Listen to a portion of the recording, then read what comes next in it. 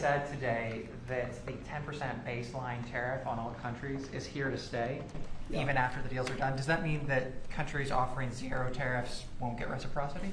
You are going to always have a baseline. I mean, there could be an exception at some point. We'll see. You know, somebody does something exceptional for us. That's always possible. But basically, you have a baseline of a minimum of 10%, and some of them will be much higher, 40%, 50%, 60%, as they've been doing to us over the years.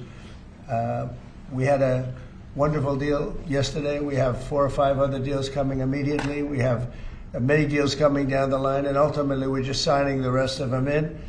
But we always have a baseline of 10%. And then specifically on the possibility of an increase in taxes on wealthier Americans, what do you say to conservative Republicans who argue that this is an increase on small business owners? Well, what we're doing is we're actually, if we ever did that, it would only be, and from what I hear, people would love to do it, rich people. I would love to do it, frankly, but what we'll do is that, you know, they'll go around saying, oh, this is so terrible. Would you do it?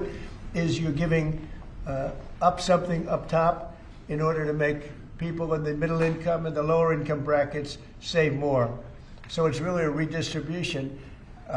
And I'm willing to do it if they want. I would love to be able to give people in a lower bracket a big break by giving up some of what I have. But I'll tell you, a lot of people say don't do it because of the fact that you have the Bush statement about read my lips, but he lost because of Ross Perot. He didn't lose because of that statement. And then on the salt. But I don't think they're going to be doing it, but I actually think it's good politics to do it where richer people give up, and it's a very small, it's like a point, but they give it up to benefit people on a lower income. And then on the salt tax, are you considering... Mr. President, what parameters have you given Scott Bessent on negotiating with China this weekend?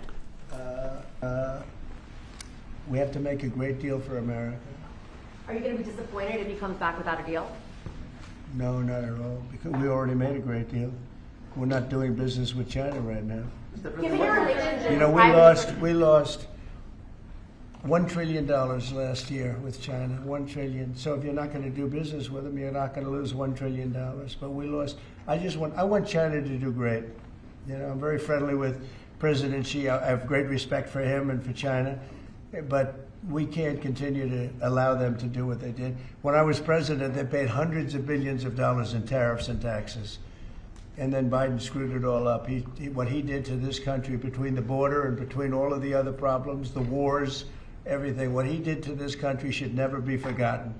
But one of the things he did is the trade was so bad and so imbalanced. So I think we're going to come back with a fair deal for both China and us. Have you given Bessent a number of how low you're willing to go? Yeah, I am. Are you willing to share that number? No. But I put out a number today, 80%, so we'll see how that all works out. 50%, 60%, as they've been doing to us over the years. We had a wonderful deal yesterday. We have 4 or 5 other deals coming immediately. Jelajahi cara baru mendapatkan informasi. Download MetroTV Extend sekarang.